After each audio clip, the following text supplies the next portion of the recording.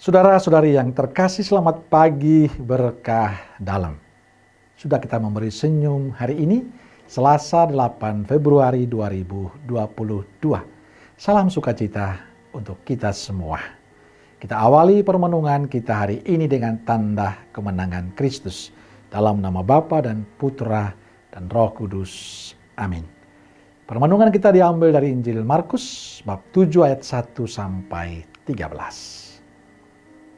Saudara yang terkasih, bacaan Injil hari ini bercerita tentang sikap orang Farisi dan ahli Taurat yang sangat meninggikan tradisi mereka.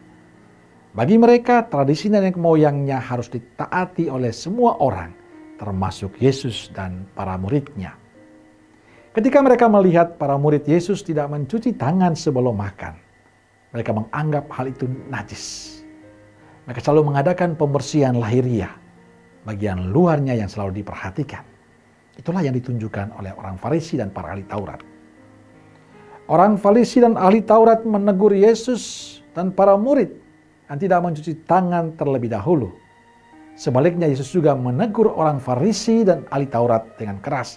Hai orang-orang munafik, sebab ada tertulis bangsa ini memuliakan aku dengan bibirmu, padahal hati jauh daripadaku.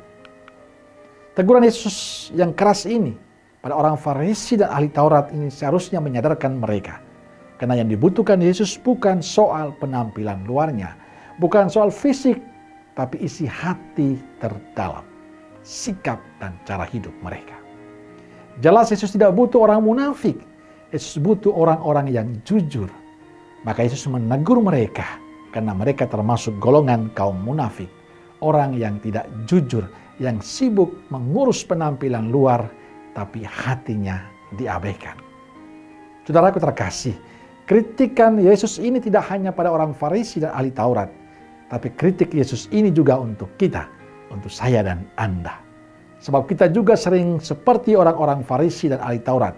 Kita ingin dilihat menarik, kita ingin dilihat bagus, mempesona. Karenanya kita begitu sibuk mengurus penampilan kita, tapi kita lupa mengurus hati kita. Sering hati penuh kerapuhan, hati penuh kebencian, dendam, dan iri hati. Itulah manusia kita. Wajah dan penampilan menarik, tapi hati penuh kebusukan.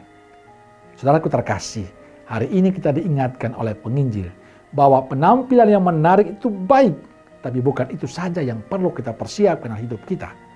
Kita tidak hanya sibuk mengurus penampilan kita saja, tapi kita perlu mengurus hati kita, menata hati kita, agar menjadi menarik di mata Tuhan.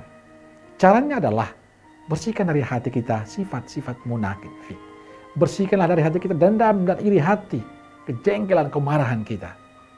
Mari kita bangun semangat pertobatan, supaya kita pantas di hadapan Tuhan.